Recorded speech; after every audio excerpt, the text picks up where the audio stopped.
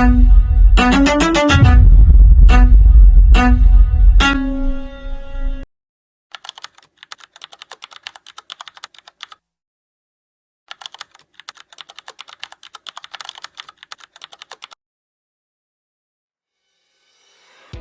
felicidade estar aqui partilhando esses 5 anos de No Encontro. Para mim é um prazer enorme, real, fazer parte aí desde o início, desde o encontro com elas, e ser nomeada e é uma das embaixadoras desse grupo. Sinto muito orgulho, que acompanhou uma evolução real minha. Lá em 2020, o No Encontro encontrou uma Patrícia muito insegura, também em época de pandemia, né, mas com casos muito difíceis no consultório. Mas encontrou pessoas nessa mesma situação que eu, e me deu muita motivação, muita segurança para seguir em frente. E voltando aí nesses 5 anos até hoje, eu já passei por muitas fases aí na ortodontia e eu entendo que em qualquer técnica que eu predomine usar, eu vou ter sempre uma segurança maior por o No Encontro estar aqui na minha vida. Vou ter tanto conteúdo rico, tanta informação importante para eu levar para os meus casos, aonde eu for. Fora que eu vou ter amigos aí, sempre, nos congressos, nos eventos, em qualquer que eu vá, eu não vou estar sozinha. Apareceram na minha vida quando eu realmente estava meio descrente da ortodontia, eu não estava muito feliz. Tá aparecendo uma postagem no Instagram pra mim, e aí eu resolvi entrar no clubinho. Desde então eu não saí mais, eu não largo mais, né? Tem pessoas muito boas lá, e são pessoas que fazem a gente querer crescer cada vez mais. Todo dia a gente se inspira em alguém lá, e é incrível. Além de ver a evolução de todo mundo junto, caminhando junto pra uma ortodontia melhor. E ver que você não tá sozinho no mundo, né? No dia a dia clínico, é muito legal. Por isso que eu nunca mais saí. Foi uma virada de chave na minha vida, realmente, entrar no clubinho, que me fez ser uma ortodontista melhor, e as amizades que eu ganhei realmente não tem preço, né? Feliz 5 anos de clubinho. Eu tô aqui desde quando tudo era mato. Naquela época, o No Encontro agrega bastante, fiz grandes amizades que começaram no virtual e depois eu fui conhecer presencialmente, um grupo que está muito conectado, muito engajado, a troca de conhecimento que existe pelo WhatsApp também. O que eu mais gosto é essa variedade de temas que a gente tem de aula, né? Então, não segue só alinhador, só aparelho fixo, enfim, envolve tudo. E elas sempre trazem professores muito bons, muito renomados. E quando eu entrei pro grupo, eu tava um pouco desanimada com a ortodontia, né? Eu falei, poxa, a gente depende tanto do paciente, né? E a gente quer fazer uma finalização boa e o paciente quer remover o aparelho porque já tá alinhado. Com certeza, se não fosse o grupo, eu não teria conhecido essas pessoas, talvez eu não teria feito excelente. Então, eu sou muito grata a esse grupo. E na internet em 2018 e eu fui muito zoada no início, me chamando de blogueirinha, né? Eu acabei atraindo muitos dentistas, ortodontistas pro meu perfil. E aí, em 2020, a Natália Trevisan, ela era muito grande na internet, ela começou a me seguir. Eu fiquei, gente do céu, nossa, será que ela me seguiu errado? Fiquei muito feliz. E aí, naquela época, ela veio conversar comigo. Falou, Marília, eu vejo que o pessoal vem perguntando pra você onde eles fazem curso, te pedindo o que você faz por aí, tipo, quer criar algo comigo? O que você acha de a gente criar um grupo de estudos? E aí eu topei logo de cara, só que a gente teve uma surpresa de, tipo, ter acabado as inscrições na mesma hora, assim, sabe? No mesmo dia. Fico muito feliz com isso. Esse grupo se tornou realmente um grupo de apoio também, sabe? Além do nosso acervo, né? Não é mais um grupo de estudos. É realmente uma plataforma completa de ortodontia. Mas a nossa intenção sempre foi, assim, passar o conhecimento de maneira leve e ter um espaço seguro para conversar com outros profissionais da nossa área, sabe?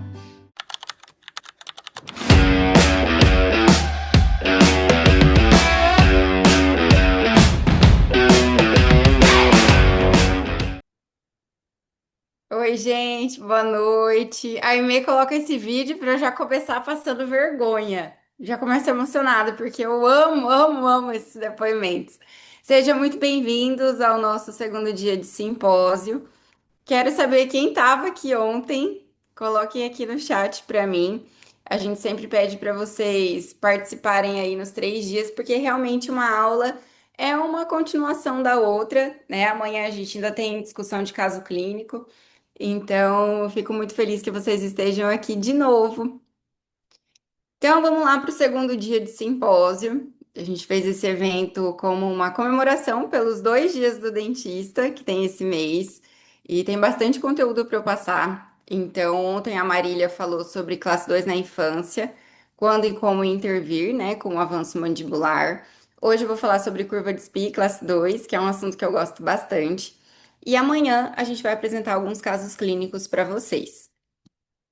Ontem a aula da Marília foi um sucesso. Eu espero de verdade que vocês também gostem dessa aula de hoje. Bastante gente está pedindo já a gravação, né? O acesso ao replay da aula de ontem. E eu falei pra Aimee, vamos ver como que tá o nosso score de amizade com esse pessoal. Depois da aula hoje eu vou fazer um post, vou colocar lá no meu Instagram. E se a gente chegar ali em 50 comentários, eu vou liberar para vocês tanto o replay da minha aula, como da aula da Marília, e também um resumo desse conteúdo. Tem um monte de artigo que eu usei para fazer essa aula, que também posso disponibilizar para vocês, tá? Vocês vão ver aqui ao longo da aula, eu coloquei os prints, né, para vocês saberem quais artigos eu usei. Então, para quem não me conhece, meu nome é Natália, eu sou de Campo Grande, Mato Grosso do Sul, mais conhecido como meu país MS, né? Eu falo que eu tô longe da grande maioria das pessoas. Moro aqui, fiz minha graduação aqui, a minha especialização também, o meu mestrado. Hoje em dia, aqui no consultório, eu trabalho só com bracket autoligado passivo e alinhador. Eu trabalho com alinhador desde 2020. E os brackets autoligados estão aí na minha vida desde quando eu fiz o curso lá no Instituto Veline, já faz um tempinho, 2016. Mas nos últimos, acho que uns 3, 4 anos, eu realmente tenho trabalhado só com eles aqui no consultório. Eu já não instalo mais bracket convencional, né? Gosto muito de trabalhar com conceito linha. Vou falar aqui hoje um pouquinho para vocês e principalmente amanhã mostrando a mecânica, né? Como que eu trabalho com esses brackets. E tô aí à frente do encontro junto com a Marília desde 2020, 5 anos, sem falhar aqui nas nossas aulas ao vivo. Esse ambiente aqui do simpósio é bem parecido com a forma como a gente faz no nosso grupo, né? Com a nossa plataforma onde a gente convida professores para dar aula sobre os mais diversos temas. Essas aulas ficam todas numa plataforma. Para quem não conseguiu assistir ao vivo, né, poder acessar depois. E já tem, sei lá, acho que umas 200 aulas lá disponíveis. E muito do que eu falo que muito da ortodontista que eu sou hoje foi graças a tudo que eu aprendi, tanto em cursos que eu fiz e também com esse estudo constante que eu tenho dentro do grupo. Então, algumas mecânicas que eu aprendi tendo aulas, alguns cursos que os próprios colegas acabam recomendando, né? Então, eu acho que muito da ortodontista que eu sou hoje foi sendo desenvolvida e moldada ali dentro do nosso grupo. Então, vamos lá, que tem bastante coisa para passar para vocês, tá?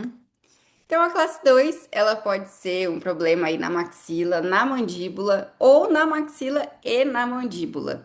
É muito interessante como a forma como ela se apresenta no perfil do paciente.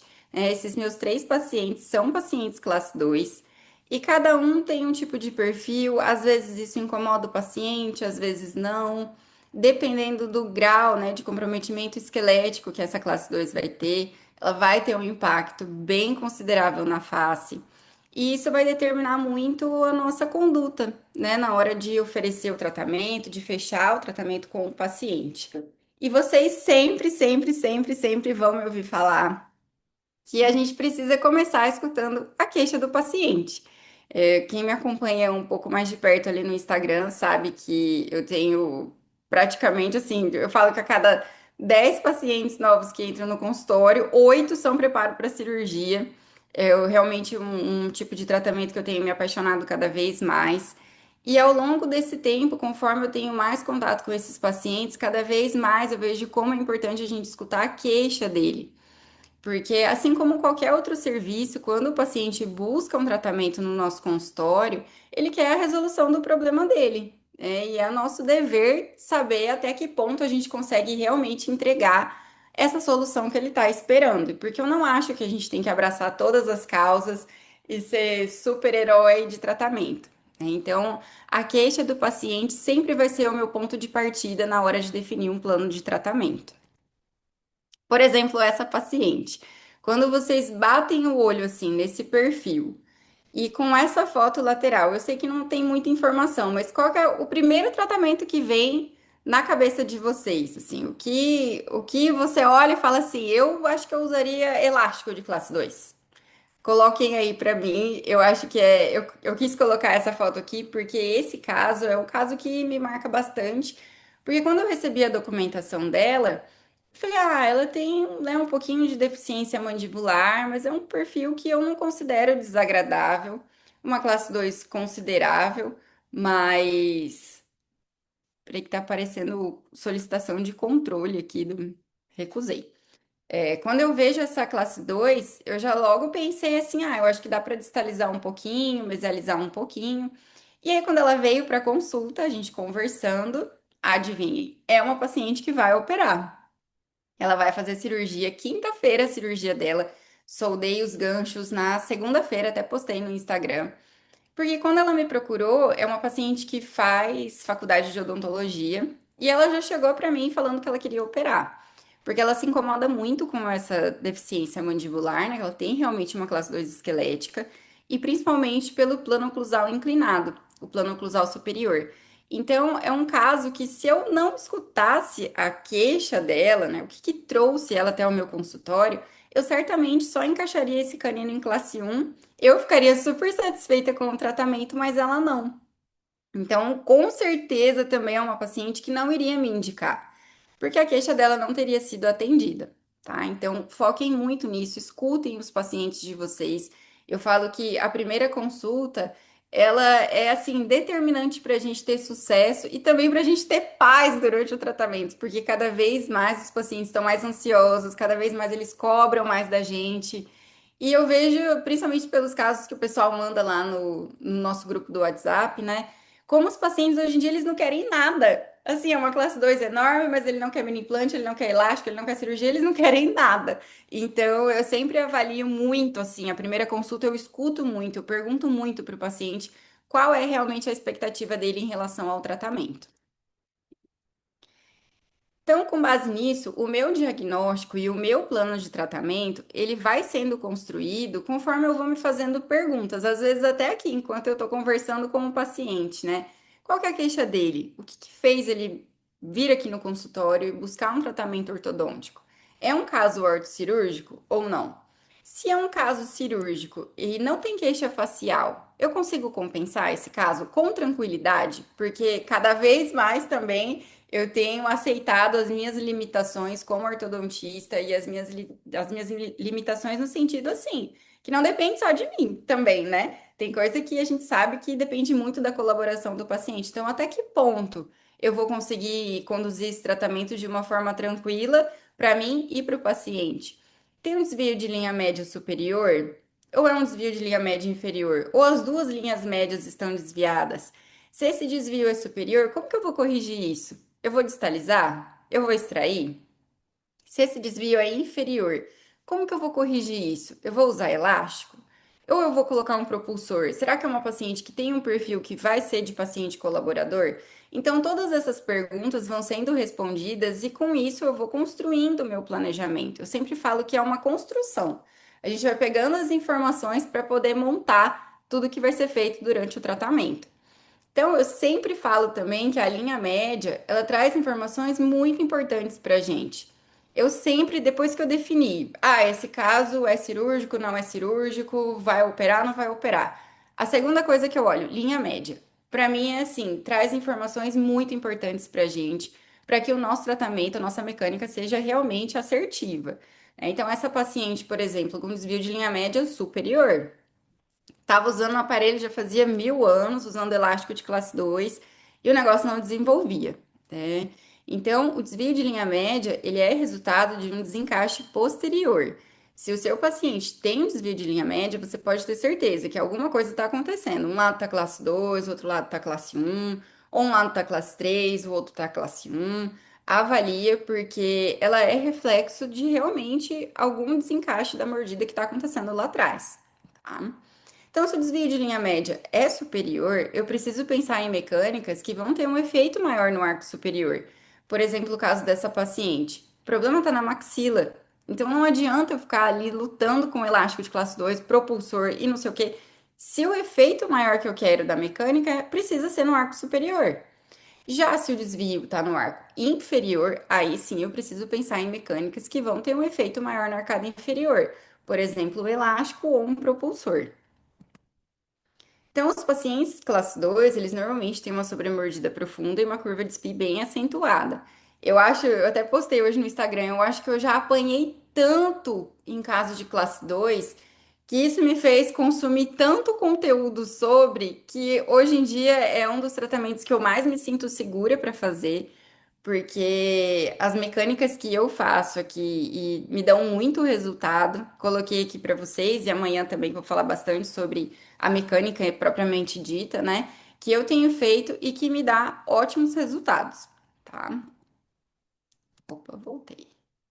Então, a profundidade da curva de Spee está intimamente relacionada à discrepância antero-posterior das arcadas. Quanto mais overjet o meu paciente tem, maior vai ser a extrusão dos incisivos inferiores e, consequentemente, maior vai ser essa curva de Spee. Mais trabalho vai dar para ser planificada. E a partir do momento que eu entendi realmente o quanto a planificação da curva de Spee auxilia no meu plano, no meu tratamento, sabe, na evolução do meu caso, cada vez mais eu tenho dado atenção a isso e tenho me dedicado a mecânicas que realmente tenham esse efeito. Vocês estão riscando a minha tela. Ficou tudo riscado aqui. Então, existem dois tipos de curva de Spee, né? A curva tipo 1 e a curva tipo 2. A curva tipo 1, ela é mais uniforme, né? E realmente mais homogênea, vamos dizer assim. Ela engloba toda a arcada. Já a curva tipo 2, ela é mais plana na posterior e tem uma maior extrusão dos incisivos inferiores. Isso é muito importante a gente detectar, porque vai influenciar na forma do nosso arco de curva reversa, né? Então, quando a gente faz, eu tenho solicitado mais escaneamento, né, dos pacientes, eu prefiro, já fica tudo na nuvem aqui, não tem modelo no consultório, né, só acaba tendo o modelo dos casos de cirurgia, mas de documentação eu tenho pedido tudo digital. E aí, quando a gente avalia a documentação, já é importante ver como que tá esse arco inferior. Como que eu vou planificar esse arco? Então, tem algumas coisas que são, assim, essenciais, né? Avaliar o periodonto sempre é o nosso ponto de partida e já vou explicar o porquê. Colar segundos molares inferiores, porque eles vão ser a ancoragem para a planificação do arco. Assim que possível, já colocar um arco com curva reversa. Cortar o fio fora da boca, no comprimento que eu vou utilizar. Então, eu sempre marco com uma caneta ali na distal do tubo do segundo molar, deixando um pouquinho de comprimento, né? Porque a curva vai consumir um pouco de arco. Evoluir os arcos com curva até um fio retangular e fazer o revenido potencializa o efeito do arco. Já vou explicar certinho cada um desses itens, tá? Então, o arco com curva reversa, como que a gente faz esse arco, né? A curvatura dele tem que ser suave. Eu sempre faço com um rolete de algodão. Não tenho o hábito de usar o alicate Della Rosa, porque eu acho que ele marca o fio. E a gente não pode fazer um vinco, sabe? Uma dobra nesse arco. Ela realmente tem que ficar uma curva suave. Não pode ter degrau, porque isso vai causar uma ativação errada. Já errei assim. Por isso que eu sempre coloco aqui a importância dessa informação. Já fiz arco com curva reversa, que com o alicate Della Rosa, e acaba formando um V em algum cantinho do arco e isso faz uma dobra. Então, o dente acaba, às vezes, destruindo, intruindo. Então, tem que ser uma curva bem suave. O início da reversão da curva é ali na confluência, né, entre o segmento anterior e o posterior, mais ou menos ali na região de pré-molares. E durante a planificação da curva, vai abrir diastema. Então, eu sempre aviso os pacientes antes, né? Por que que isso acontece? A curva tá assim, o arco tem uma curva. Quando você planifica isso, então ele vai abrir o arco, né? Essa retificação vai acabar abrindo diastema. Então, eu sempre aviso o paciente antes que isso provavelmente vai acontecer e a gente pode conjugar o arco para evitar que isso aconteça, né? E além do mais, a planificação, a reversão dessa curva, ela tem que ser feita gradual. Não dá para colocar um arco com uma super curva reversa logo de cara. Primeiro, porque muitas vezes a ativação vai ser muito grande e você vai ter, se você trabalha com autoligado, né, também, você vai ter dificuldade na hora de fechar as tampas das peças.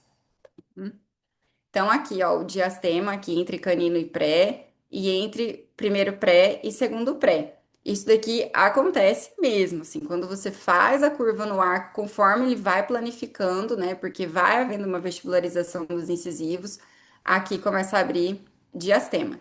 Esse diastema você pode consumir mesalizando, né, posterior, aproveitando que abriu isso daqui para já ir corrigindo a classe 2. Ou se for um caso cirúrgico, você vai conjugando e fechando esse espaço para manter o overjet aqui na frente, que vai ser consumido durante a cirurgia. Então, sempre conferir a ativação da curva nas consultas, né? Calma na hora de evoluir os arcos. Eu até falei sobre isso esses dias, né, no Instagram. Eu percebo que isso, eu falando aqui comigo mesma, né? Eu vejo que muitas vezes a gente entra na ansiedade do paciente, sabe? O paciente quer tanto. Ah, hoje vai trocar o arco? Ah, vai colocar um arco mais grosso? Ah, sabe assim? E a gente acaba entrando nessa ansiedade junto com eles e evolui os arcos antes da hora. Então, deixa os arcos trabalharem. E de novo, se você trabalha com bracket autoligado e você quiser evoluir o arco muito antes da hora, as peças não vão fechar. Então você vai acabar tentando forçar. Por que que eu falo isso? Porque eu já fiz. Acaba tentando forçar a tampa da peça a fechar, solta bracket, olha, vira uma confusão. Aí o dente que não fechou a peça, ali que a tampinha ficou aberta, ele volta desalinhado na outra consulta. Então, na ânsia de você querer acelerar o tratamento, você acaba mais atrapalhando, sabe? Então, se necessário, reavalie essa curva, reativa, né? Aumenta o grau de ativação da curva. Eu sempre deixo ali, começo com um arco 18, né, de aço. Depois eu passo para o 20 aço. Quando tá mais nivelado, aí sim eu entro com fio retangular, mantendo a curva. Então, esses arcos vão todos desde os iniciais ali de aço até arco 17 por 25 aço com curva. Aí toda hora eu passo para trás. Então, depois que finalizou a planificação, a gente reduz essa ativação durante uma fase de contenção ativa. Então, planificou o arco, você já não vai colocar um arco plano logo de cara. Deixa mais um tempinho com uma leve ativação para que não tenha aí uma recidiva e que para que você possa ter realmente uma estabilidade dessa planificação. Ainda mais em casos com muita curva, igual dessa paciente que eu mostrei que me deu muito trabalho. Acho que foi o caso mais difícil que eu tive de planificação, foi o dessa paciente. Então, atenção também para os casos de fechamento de espaço, né? É sempre bom manter esse arco com curva ativada para evitar aquele colapso do arco. Amanhã eu vou mostrar um caso que eu fiz o fechamento de espaço e que eu usei a curva acentuada no arco superior para que ele realmente não ficasse todo achatado, porque isso acontece, né? Quando a gente consome o espaço, principalmente se acaba perdendo um pouco de torque, o arco fica muito colabado. Então, aqui o material que eu utilizo, né? Eu uso o arco de rolo, não uso o arco pré-contornado. Caneta para marcar ali na distal do tubo do segundo molar. Gosto muito de fazer com rolete de algodão. E o meu alicate fiel, escudeiro aqui, eu uso da Quinelato, de corte distal. Eu falo que para mim é o melhor de corte, porque eu tenho desde 2011, quando eu entrei na especialização, eu uso alicate de corte distal Quinelato e para mim é maravilhoso. Vocês sempre me perguntam sobre material, né? Então, aproveitando. E aí, depois que eu fiz o arco plano normal, eu vou começar a fazer a minha curva. E é extremamente importante que depois que a gente fez a curva acentuada, a gente olha assim, ó. Sabe, pega o arco e segura com o dedo aqui, ele tem que ficar plano. Um lado tem que sobrepor o outro. Ele não pode ficar com uma perninha para cima e a outra para baixo. E nem a gente também precisa observar muito a questão do fechamento atrás, né? As perninhas dele precisam ficar paralelas. Se você deixar esse arco fechado demais, um lado ou os dois lados muito fechados, lá na região posterior, o molar vai inclinar para lingual. Eu vejo que muitas pessoas não gostam de usar a curva reversa, né? Falando isso justamente, que não, eu não gosto de usar porque inclina para lingual. Ele só vai inclinar para lingual se você deixar a extremidade ali na região posterior para dentro, fechada.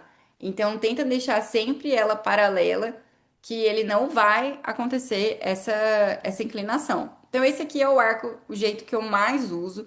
Eu não gosto de deixar muito inclinado aqui na região posterior, sabe? Fazer uma curva que vai até lá no segundo molar. Eu prefiro usar ele um pouco mais plano na região posterior. E olha como um lado sobrepõe o outro. Aqui tá a outra perninha ó, do arco. E a hora que ela chega aqui nessa região, elas ficam sobrepostas. Você não enxerga o outro lado, né? E aí aqui na frente, sim, eu faço a maior ativação. Eu não costumo fazer revenido, o revenido é feito na máquina de solda. Eu sempre lembro do Marden falando que entre você não fazer um revenido muito perfeito e você fazer, é melhor você não fazer. Porque se você não fizer ele muito, muito, muito bem feito, ele acaba mais trazendo prejuízos para o arco do que benefícios. Então eu não faço, tá? Esse revenido. E aqui o arco que eu uso é bem parecido com esse arco que o Marden usa, né? Tem esse artigo dele, que depois eu disponibilizo para vocês. Tem uma aula do Marden na nossa plataforma que é justamente sobre mordida profunda, que ele fez esse arco mostrando todo o passo a passo. E eu uso bastante, né? E deixando a região posterior mais paralela do que muito ativada. Então, aqui ele fazendo o revenido, né, na máquina de solda. Esse revenido, ele dá uma maior memória para o arco, porque toda vez que a gente faz a curva, insere nos brackets, passa a borrachinha ou fecha as tampas, com o tempo ele tende a retificar, né? Então, quando você faz o revenido, ele mantém essa memória de forma por mais tempo. Então, vocês me perguntam muito no Instagram se eu uso o arco de Knight com curva reversa. Eu não uso. Eu coloquei aqui um artigo bem legal do professor Renato Parsequian falando sobre isso, né? E no artigo fala assim: quanto maior é o estresse aplicado a um fio de Knight, né, de níquel titânio, maiores são as chances dele se tornar super elástico e exercer menos forças aos dentes, menos força aos dentes. Por esse motivo, a aplicação da curva reversa em fios muito finos não é adequada. Então você pode até usar, mas não vai ter um efeito significativo, sabe? Por isso que eu prefiro já começar a curva nos arcos de aço. Então, como que eu posso agilizar isso? Primeira coisa, eu colo o aparelho superior e inferior no mesmo dia. Eu sugiro que vocês perguntem para os pacientes de vocês, né? Principalmente paciente adulto. Claro que isso tem que ser conversado com o paciente antes. Normalmente, assim, adolescentes, eu colo só superior e uns 10 dias depois colo inferior. Ou se você vê que é um paciente mais sensível, assim, aí talvez seja melhor você colar separado. Mas aqui no consultório, 95% prefere que eu cole superior e inferior no mesmo dia. Então, por que isso adianta o tratamento? Porque a gente já coloca os fios de Night ou de Cooper Night, né? Eu uso o Cooper Night Eye aqui no consultório. Você já coloca esse arco para alinhar e corrigir rotação, fazer binário, tudo quanto for possível, logo, para a gente já poder entrar no arco de aço e começar com as curvas, tá? Então, não vejo vantagem, é mais um arco para comprar, né? E além disso, no livro do professor Marcos Johnson, aquele Insights, ele fala para a gente cortar o arco no comprimento que vai ser utilizado. Quando vem um arco pré-contornado, já com a curva, né? A hora que você corta o fio lá atrás, essa curva não vai ficar na posição exata para aquele paciente, né? Aqui na região de premolar, começando a curvatura ali naquela região. Então, não utilizo nem os de night e nem os de aço. Eu prefiro fazer aqui no consultório. E uma questão que, assim, atrapalha muito a nossa vida é a sobremordida profunda, né? Quando não tem espaço para colagem inferior. Eu vejo que muitas vezes as pessoas colam o arco superior todo e vai alinhando, nivelando e não cola ainda aparelho no arco inferior porque não tem altura, porque não tem espaço. Eu não vejo muita vantagem nisso, sabe? Eu acho que quanto antes a gente colar o arco inferior, melhor vai ser para o tratamento, porque ele é a base para o tratamento do arco superior. Então, tem alguns artifícios que a gente pode utilizar, né, para poder acelerar essa colagem do arco inferior. Porque quando a gente cola o bracket muito para cervical, muito próximo da gengiva, quando tem aquela sobremordida profunda, você fala, ah, eu acho que eu não vou fazer levante, o bracket fica muito próximo da gengiva. Isso acaba causando muita inflamação gengival e, além disso, o torque fica diferente. Então, o canino, principalmente, você pode perceber que ele inclina para lingual. Então, sempre que precisa, eu já recorro a um levante. Eu gosto muito de trabalhar com os levantes, né? Além de ser uma das premissas da filosofia do autoligado, que é você deixar a arcada desocluída para os dentes poderem expandir melhor, já iniciar as correções, pequenas correções sagitais, já com um elástico precoce, né? Então, você deixar ele desocluído favorece que tudo isso aconteça. Então, eu uso bastante levante aqui. E não faço super levante, sabe? Acho que tem que ser algo confortável para o paciente também, na medida do possível. E aí você pode ir aumentando aos poucos, né? Eu tento colocar realmente só o suficiente para conseguir ter altura para colagem inferior. Então a gente pode trabalhar quando tem essa sobremordida profunda, tanto com a acentuação da curva de SPI superior, como fazer os levantes, né? Uma desoclusão temporária. Aí eu preciso pensar. Como que é esse paciente? Ele é braque, ele é meso, ele é dólico. Eu gosto muito da Open Bite, acho a consistência dela ótima. Não gosto de trabalhar com resina de restauração para fazer levante. Eu acho que elas têm muita carga, fica muito difícil depois de remover. E a hora que o paciente morde, pega ali no seio, eu acho que fica muito duro, sabe? Dá mobilidade. Então eu evito usar. Não gosto de pintar a resina com caneta também. Outro dia eu atendi um paciente que pintaram uma parte, ele já veio com o aparelho, né? E aí eu solicitei a documentação e removi o aparelho dele e tava cheio de levante. E umas partes estava pintado com caneta azul, daí já estava muito próximo do esmalte, o esmalte também já estava azul. Enfim, não gosto, prefiro usar essas resinas que são próprias para levante.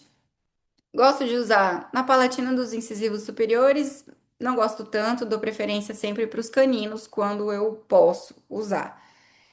Às vezes o paciente tem um pouquinho de overjet, e aí eu sempre falo também, quando eu vou falar sobre desoclusão, para a gente bater um carbono antes de fazer o levante. Porque às vezes a gente olha, já pensa no levante, coloca lá, condiciona, passa ácido adesivo, coloca resina, aí o paciente morde, não toca em nada do levante que a gente fez. Ô, raiva que me dá isso. Então, eu sempre bato carbono antes para verificar certinho se está tendo toque, onde está tendo toque. Igual nos caninos. Às vezes a gente olha e parece que ele tá tocando ali em determinado lugar do canino. Você condiciona, passa adesivo, coloca a resina e você pede para morder e não toca. Principalmente quando o paciente está numa classe 2, dependendo do grau dessa classe 2, às vezes ele vai tocar só na pontinha, bem na cervical do canino, e você colocou o levante mais ali para o terço médio oclusal, não vai tocar. E em paciente dólico, né, a gente usar em segundo molar superior. Eu não gosto de usar levante em molar inferior, né? Pela intrusão que ele causa, eu prefiro colocar no superior mesmo. Eu sinto uma. Quando eu quero uma intrusão, né? Eu sinto uma intrusão mais controlada do que quando eu coloco no arco inferior. Agora, um levante que eu não uso de jeito nenhum é em pré-molar. Não façam esse levante, gente, porque ele intrui ainda mais o pré-molar, que é bem onde a gente precisa ali de extrusão dos prés, né? Para corrigir a nossa curva de SPI, para planificar esse arco. Então, se você coloca o levante ali, esse pré intrui, intrui, intrui, intrui, e aí fica mais difícil ainda da gente corrigir. Esse caso é o caso que eu vou mostrar amanhã. Vou mostrar todo o planejamento, toda a mecânica, o que que eu fiz. Essa foto é da documentação inicial. Ele já estava com esse aparelho já fazia 4 anos. E aí tinha esse diastema grande ali entre lateral e canino. Uma curva de SPI enorme. E esse levante aí na oclusal de premolar com overjet enorme. Tava péssimo. Então removi tudo, coloquei aparelho autoligado. E amanhã eu mostro certinho para vocês todo o planejamento e a mecânica. Outra coisa que a gente precisa tomar muito cuidado é colocar levante em molar inferior sozinho lá. Essa paciente também veio já usando o aparelho já fazia muito tempo. E com esse levante, só no molar inferior, sem tubo, sem nada, o que que acontece? Ele inclina e intrui.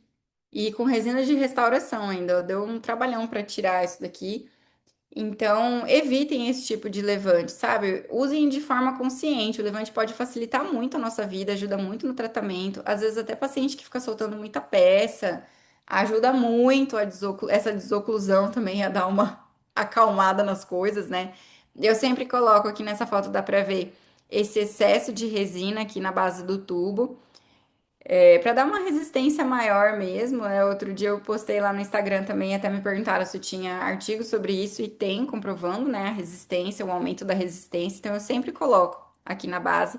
Tem que usar uma resina flow que não seja tão fluida para ela não escorrer demais e tomar cuidado para ele não entrar aqui, ó, na entrada do tubo, porque logicamente que eu já fiz isso.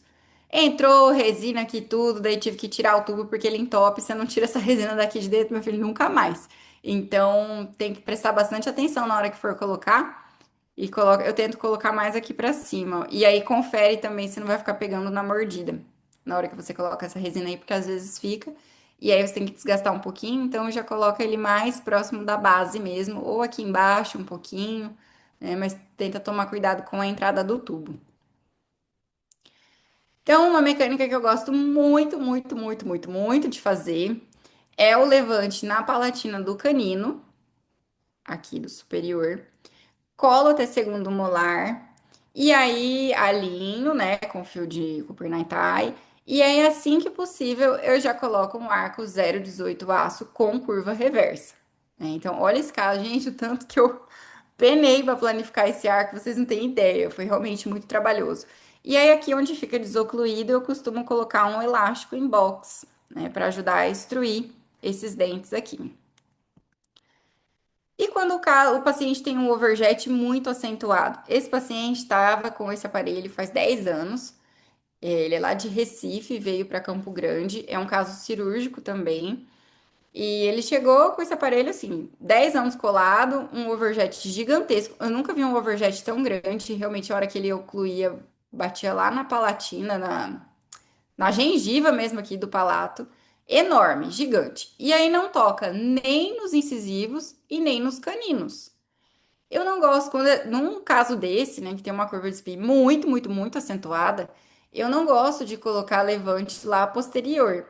Eu já fiz muito, mas eu vejo que demora demais. Então, nesses casos que tem esse overjet tão grande assim, eu prefiro partir para o que está aqui nesse artigo do professor Marco Jansson, né? Também disponibilizo para vocês depois. A gente usar esses batentes, né? É tipo um arco de Nance com um acrílico aqui na região anterior. Isso daqui facilita muito a nossa vida. E aí usa elástico na região posterior para extruir realmente molares, pré-molares. O batente fica cimentado aí até que tenha um contato pesado na região posterior. É importante avaliar porque esse paciente tende a protruir a mandíbula quando está com esse levante. Então é bom para casos de classe 2, né? Ele já começa a jogar a mandíbula para frente e quando você tira isso daqui para avaliar, você vê que a classe 2 já está bem menor. E foi o que eu fiz nesse paciente, que eu postei ali no, que eu postei, ó, que eu coloquei no slide anterior. Fiz um platô fixo, cimentado. No mesmo dia, eu falei, eu quero operar o quanto antes. Eu falei, não me diga mais nada. Já colei o aparelho superior e inferior e já coloquei esse platô fixo também. Tudo no mesmo dia. Ele saiu daqui até transtornado. Então, ele veio num dia, eu fiz moldado, né? Não fiz escaneado esse. Moldei, já mandei pro laboratório, já me entregou o platô. E no mesmo dia eu colei aparelho superior, inferior, coloquei o platô e já coloquei um elástico em box na região posterior. Uhum. E ele sobreviveu, tá? O arco dele, olha como já tá muito melhor. Vocês não sabem a vitória que é isso aqui. Porque esse molar, ele tava tão baixinho, tão intruído, o segundo molar, ele nem aparecia quase a coroa aqui. E ele foi um paciente, assim, muito colaborador, porque ele realmente aguentou o tranco, sabe? De colocar aparelho tudo de uma vez e já colocar levante, super colaborador com o elástico. Então, já teve uma melhora bem significativa. Ah, aí muitos vão olhar e falar assim, mas vestibularizou os incisivos inferiores, né? Sempre vai acontecer, gente. Sempre, sempre vai vestibularizar os incisivos inferiores em maior ou em menor grau. Mas isso sempre vai acontecer, tá? E não sou eu que tô falando isso. Se vocês pegarem alguns artigos sobre o assunto e até mesmo o livro Ortodontia Objetiva do professor Marcos Johnson, ele fala bastante sobre isso, que independente da mecânica, você pode usar fio contínuo, como o caso da reversão da curva, você pode usar arco segmentado, vai acontecer a vestibularização, não tem jeito, porque é uma curva virando uma reta, né? Então vai acontecer. O que a gente precisa avaliar é como que tá esse periodonto. Às vezes algumas pessoas me perguntam, mas qual que é o valor limite do IMPA, né, que você usa para saber se você vai poder usar a curva reversa ou não? Eu não me apego muito aos números da cefalometria. Eu realmente avalio o periodonto do paciente. E se é um periodonto muito fino, eu já converso com ele antes de começar o tratamento. Já pinto o pior cenário possível, sabe? Pode acontecer de ter uma recessão gengival, pode acontecer isso e aquilo. Às vezes, quando é um caso, uma classe 2 muito grande, tem uma curva de espinha enorme, o paciente tem uma deficiência mandibular muito grande, aquele caso muitas vezes é cirúrgico. Então você fica tentando se matar ali para planificar um arco, e às vezes a gente não consegue planificar tudo antes da cirurgia. Às vezes o paciente opera e volta ainda com um pouco de mordida aberta posterior, e aí sim a gente termina de encaixar. Então, assim, vai vestibularizar, isso vai acontecer. No arco segmentado, ele pode vestibularizar um pouco menos momentaneamente, porque acontece uma inclinação para distal dos molares e também dos caninos. Então, acaba dando mais espaço aqui para os incisivos planificarem, alinharem, nivelarem. Mas depois, quando você passar um arco contínuo, vai ser corrigida essa inclinação dos molares e eles vão empurrar tudo para frente, vai acontecer. Então, o que que a gente faz quando a gente quer evitar ao máximo que isso aconteça? Tem algumas coisas que a gente pode fazer para minimizar isso. Usar um bracket ali com um torque, né, que favoreça o nosso tratamento, tendo maior controle de torque. A gente pode fazer pequenos desgastes interproximais com lixa. A gente pode conjugar esses incisivos, né? Normalmente eu conjugo de canino a canino e coloco um stop na distal dos caninos. A gente pode fazer a ativação progressiva dessa curva, né? Tentar espaçar mais essas ativações, fazer isso de uma forma mais controlada. Mas precisa saber que sempre vai acontecer. Eu lembro no congresso, acho que foi na Abora ano passado, ou na SPO, não lembro, do professor Marcos Johnson falando que o que a gente precisa mais se preocupar, muito além de cefalometria, é com aquele periodonto que você olha assim e você vê toda a raiz por baixo, o aspecto de costelinha, né, que ele fala. Aquilo ali acende um alerta pra gente, tá?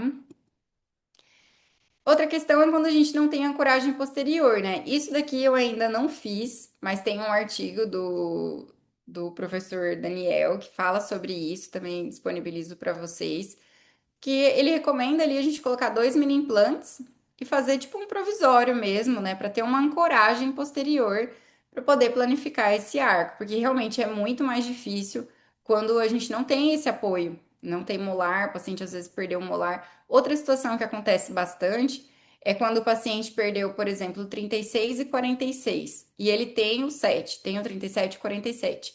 E esse arco foi todo para trás. Então, comprimiu tudo, né? Colabou todo o arco. E a gente olha aquela classe 2 enorme e fica nossa, morrendo, pensando como que vai fazer para corrigir.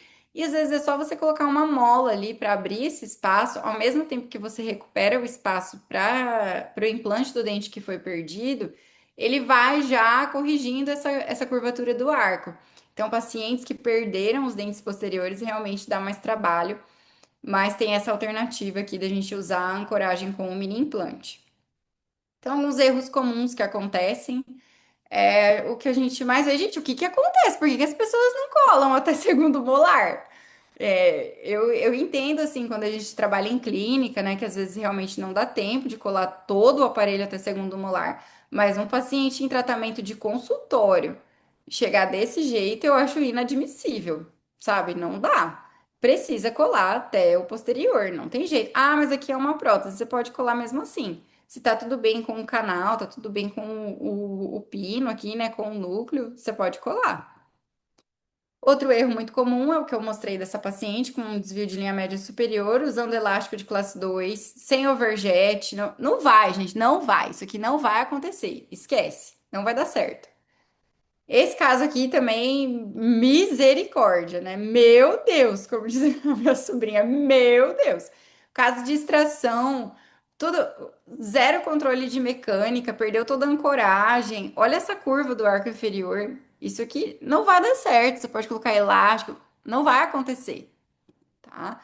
Isso aqui também é muito comum a gente ver, às vezes, com elástico corrente aqui para tentar fechar esse espaço. Não vai acontecer. Com essa sobremordida profunda desse jeito, não vai dar certo, tá? Então precisa respeitar as etapas do tratamento, precisa corrigir essa sobremordida profunda para depois pensar numa próxima etapa.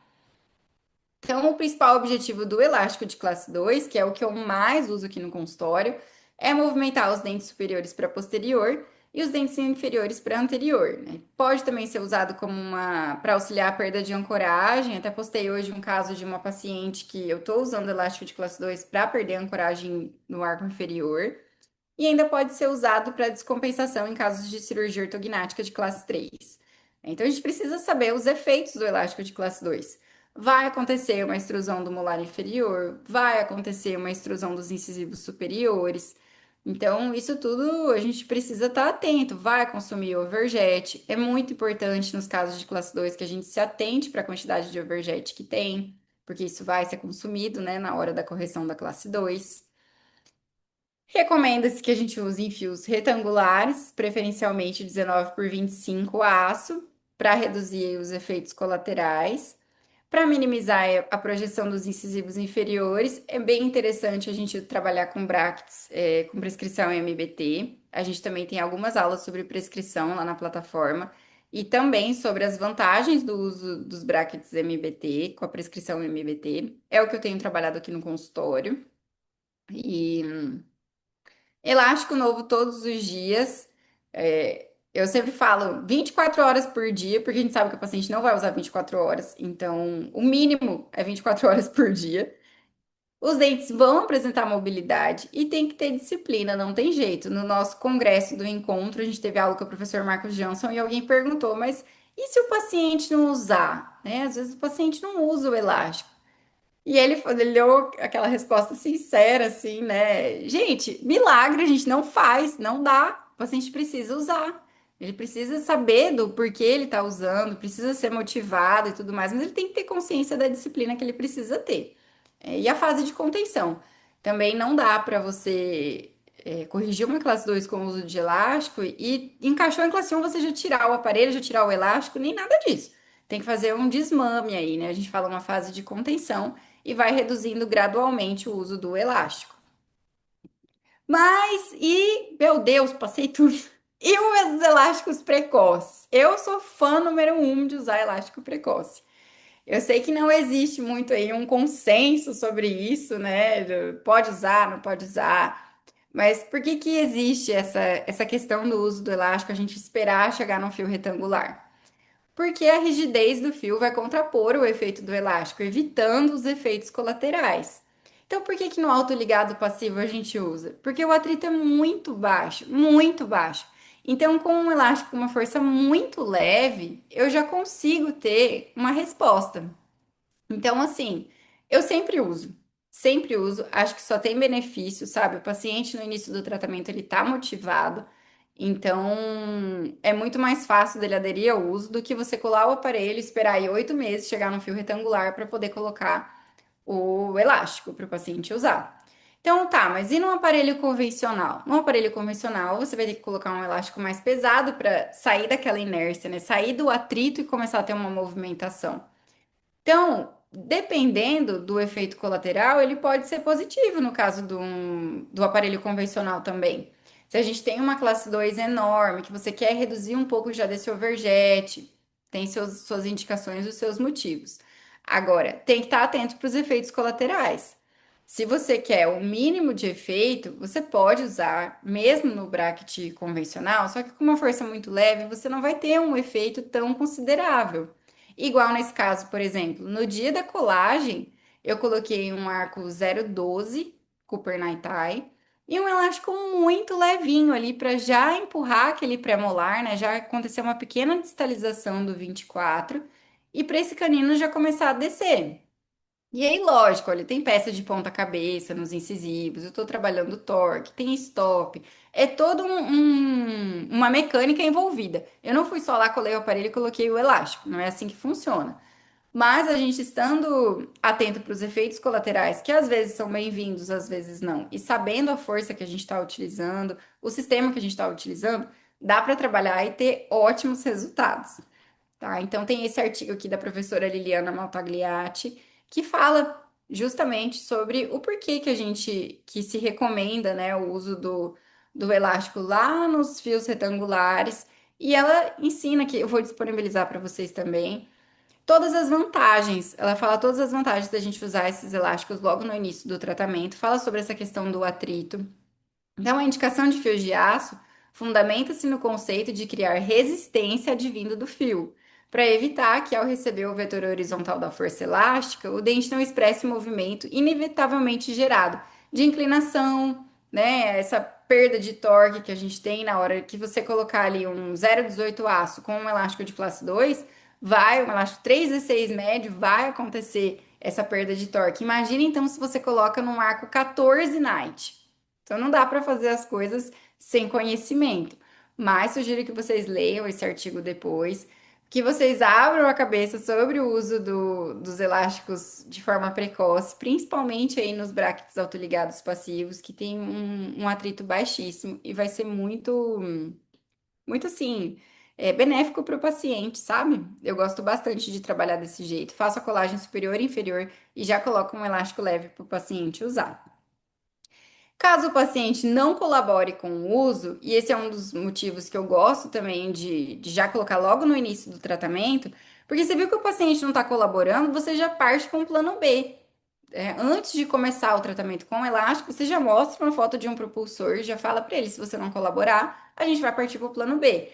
Então, paciente, 1 mês, 2 meses, 3 meses, nada aconteceu, você não viu evolução, já parte para o propulsor. Agora, você imagina você esperar chegar lá, fio retangular, foi lá 8 meses de tratamento, sei lá, 10 meses. Aí você vai começar a usar elástico, aí você tenta mais uns 6 meses de elástico, o paciente não usa, aí você parte para um propulsor. Então, o tratamento fica muito longo. Eu acho que o que a gente puder adiantar dentro dos limites aí que a gente tem, isso é muito bem-vindo. Dentro da nossa plataforma também tem 2 aulas muito boas. A da Sara, que é um sucesso, sobre o Power Scope. E a gente teve recentemente uma aula com o Marlos Loyola sobre os detalhes clínicos no tratamento da classe 2 com esses propulsores, né? Ele ensinou todo o passo a passo, como que instala, como que mede e tudo mais. Foi uma aula bem legal. Então, concluindo, tô dentro do horário, né? Tem um pouquinho ainda. A queixa do paciente, ela tem que ser levada em consideração. É o ponto de partida para o nosso planejamento. Antecipar a colagem do arco inferior com a desoclusão, né? Seja com um levante em resina feito aqui no consultório, seja com um platô cimentado, otimiza muito o nosso tratamento. Planificar a curva de SPI é essencial para o sucesso dos tratamentos de classe 2. Recomendo fortemente que vocês consumam muito conteúdo sobre isso, que vocês estudem de verdade sobre isso, para que vocês dominem essa técnica, porque independente se você vai fazer com arco contínuo, se você vai fazer com arco segmentado, mas planifique o arco inferior que você vai ver que os seus tratamentos vão fluir assim de outra maneira. E principalmente, quanto mais casos você tratar, quanto mais você estudar, mais você se dedicar, melhores vão ser os seus resultados. A gente não pode ter pressa, mas a gente também não pode perder tempo. O ortodontista que a gente quer ser daqui uns dias, daqui uns anos, ele tem que ser começado, a gente tem que moldar hoje. Então, tá aqui igual a gente está fazendo hoje, estudando, querendo mais conhecimento. Isso tudo com certeza vai refletir em melhores resultados, tá bom?